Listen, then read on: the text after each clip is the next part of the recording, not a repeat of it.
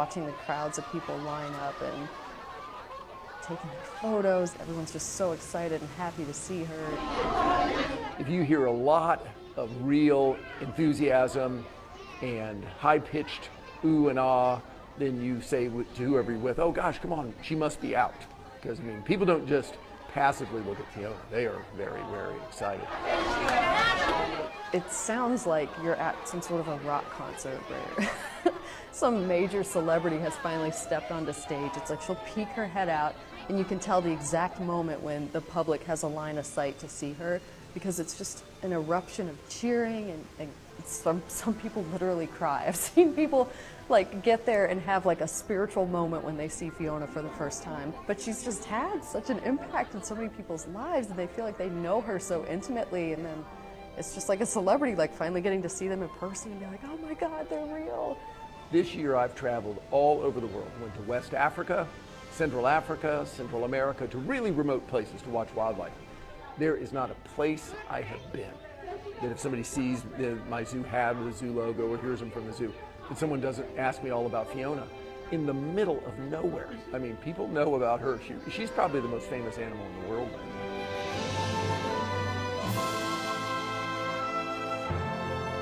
So we knew when we opened Hippo Cove and when we had a male and female hippo together that we would most likely have a baby hippo 8 months from that time or thereabouts.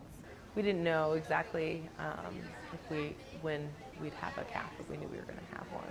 So we concluded she was pregnant by two things. One, Henry's interest in her just stopped. I mean, he still wanted to be near her, but there wasn't any breeding interest. So from that point, we estimated a late March or April calf.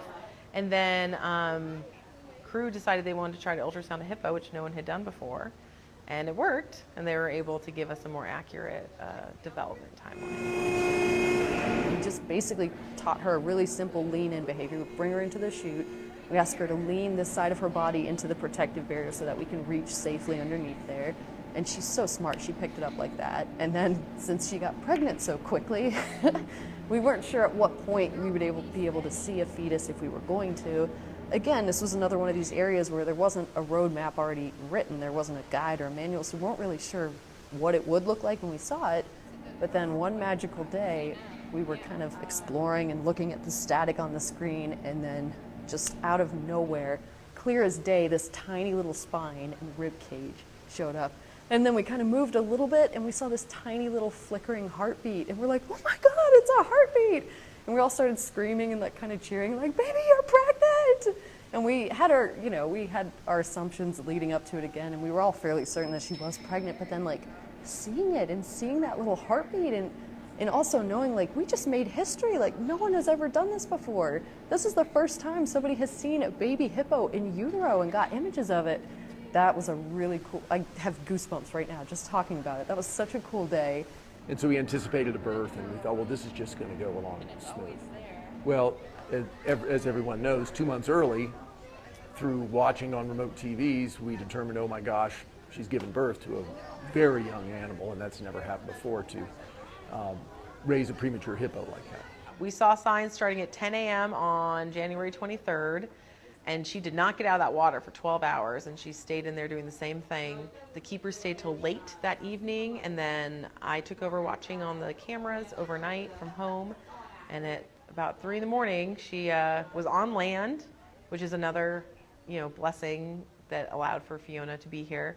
And she stood up, and out came Fiona, and she was alive, which was really surprising. And BB seemed fine, and that was the last thing we saw before we rushed in to help in person. She's trying to stay, she's moving at least with purpose from the moment she's born, and she gets weak really quickly. And BB was very calm, and she wasn't aggressive towards us, which can sometimes happen with new moms. And she was paying her some attention, but couldn't really help her very much. So we watched her for a little bit, and then we decided we were going to try to give her better traction than standing on concrete. So we moved BB over just by offering her some food. Good old BB, she loves her food. And we went in, and I picked up Fiona, and Dan laid down all the straw in there to cover the whole stall, a nice thick layer of straw, which would also help keep the calf warm. And we put her back right in the center, propped her up in a position that would help her stand up, and then let BB back over to be with her.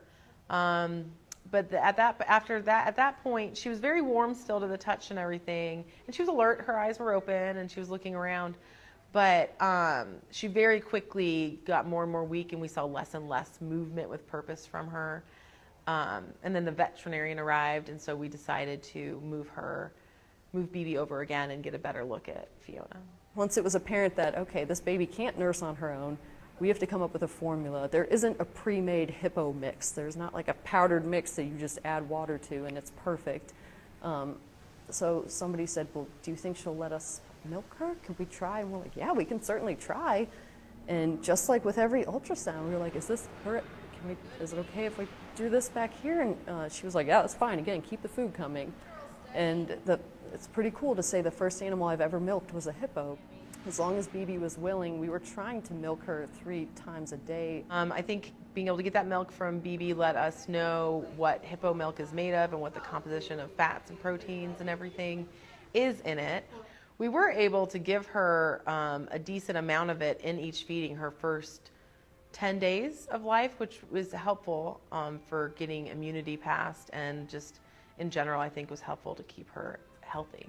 But we got enough that we sent some to Smithsonian's repository, and they analyzed it for us, and they told us the exact contents of like the fat, the protein, the carbs, the sugars, everything. So then having that information, knowing what BB's milk looked like, we were able to tailor make our milk to try and match it as closely as we could. So that was a huge leg up. And then also we had milk that we could add to the formula that we were giving Fiona. So all of that good stuff that happens in that colostrum, that first milk, that's so important for babies to have right after they're born. Fiona did get some of that, and that wouldn't have happened otherwise. So she would have not had any of those good antibodies, all that important stuff, all just kind of serendipitously because we had already done the ultrasound behavior. So that worked out really, really well. We never could have planned it or even imagined it that way. But again, there's so many little twists and turns in Fiona's story that we're just like, man, that was lucky. And we needed it because Fiona's start in life was really unlucky. So it's nice that it balanced out here and there. We were really nervous. I mean, early on, this hadn't been done before. We didn't know what to put in the milk. We weren't sure we could even pull this off. And a real heartening part of that story is everybody refused to give up. Our animal health team, the Dawn Strasser and the others that are great at neonate care, Fiona's direct zookeepers that know her the best and know the parents the best. I mean, there's no way they were going to give up. And that really was the early energy that drove this.